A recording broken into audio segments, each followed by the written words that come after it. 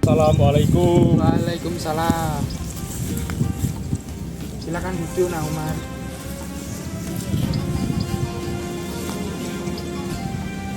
Umar, jika kamu ingin datang dengan cahaya, jangan datang dengan api.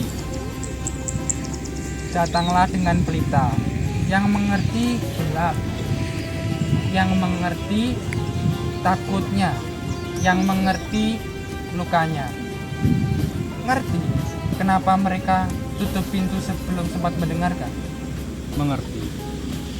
Walaupun nanti mereka menghiraukan, menghina, dan bahkan nanti mereka menolak. Ya, Nah. Mereka hanya saja belum paham.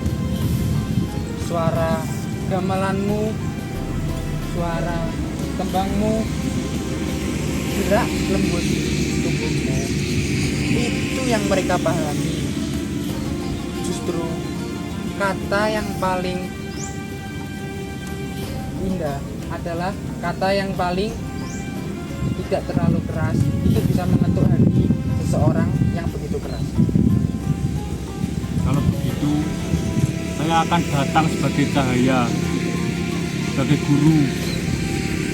Cahaya yang tidak menyilaukan, tapi cahaya yang menjadi kehangatan.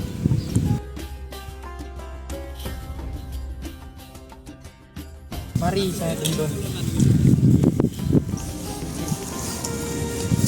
Loh, ini siapa ya? Kok kayaknya gak orang kene sih? Iya, pakai bawa apa sih segala sih? Ini kan kampung, bukan pasar malam. Ada apa ini? Maaf, sampean siapa? Dari mana?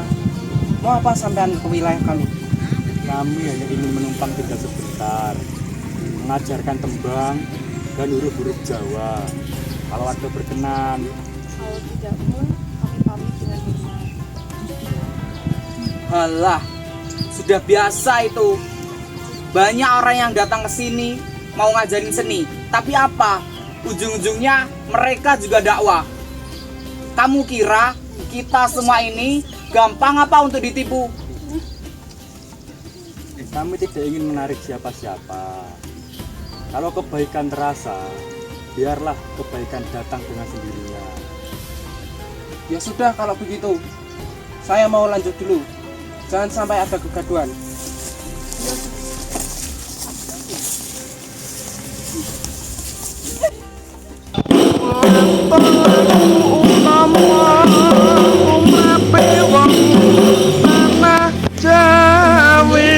Bukan sekedar nyanyian, ini cerita tentang sabar yang bersyukur, juga luka yang tetap tersenyum.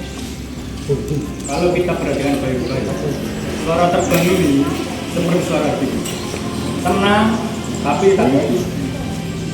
Dulu aku pikir dakwah itu ancaman, haram, neraka.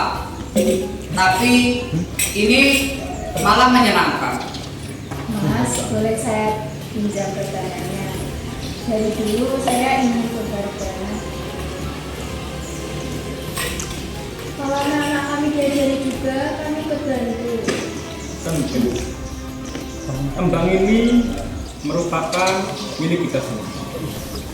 Salah satu warisan budaya dan juga titipan dari masa depan.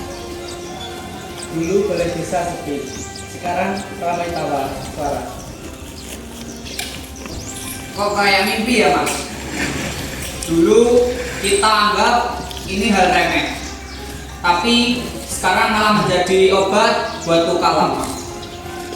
Awalnya saya juga ragu, tapi setelah melihat anak saya tersenyum sepulang dari balai desa ini, hati saya tenang. Tentu kita semua juga merasakan seperti itu.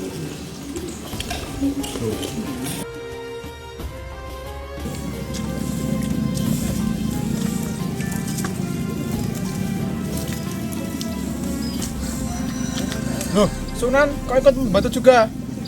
Kalau tanah ini yang memberi kita makan, kita juga harus bisa merawatnya. Sampean bukan hanya ngajari, tapi juga hidup seperti kami. Bu,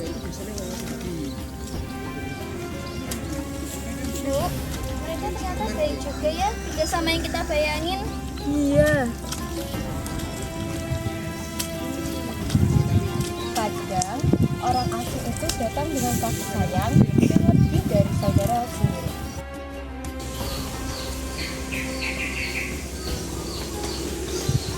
Saya mau minta maaf Mas Umar. Dulu saya curiga, tapi ternyata memang sampean benar-benar tulus. Kami tidak punya apa-apa selain niat baik. Kami senang, bahagia, tak bisa diterima sebagai saudara. Maaf ya Mas, dulu saya kasar. Tapi sekarang saya malah pengen belajar dari jenengan.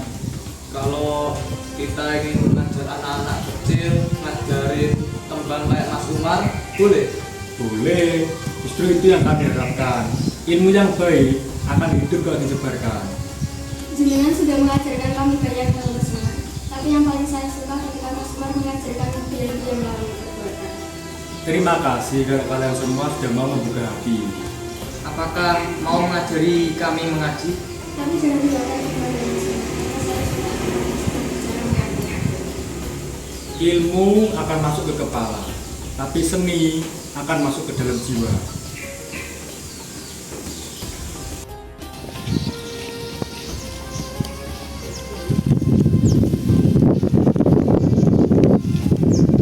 Mas, tunggu sebentar. Ya, Mas? Aku bingung. Kenapa dakwah kalian begitu lembut? Karena hati manusia itu seperti air yang dipukul nanti akan memercik, tapi kalau disentuh akan tetap mengalir. Dan hanya air yang bisa menghembus batu tanpa harus memaksa. Ya sudah kalau gitu Mas, terima kasih ya. Akhirnya mereka mengerti, bukan karena suara kita yang keras, tapi hati mereka yang mulai terbuka. Kita tidak mengubah mereka, kita yang mendampingi, menyayangi, dan menemani mereka. Dulu aku marah, tapi sekarang malah ingin berdakwah. Bukan dengan teriak, tapi dengan tembang. Desa ini juga tidak akan melupakan cahaya dari Gunung Muria.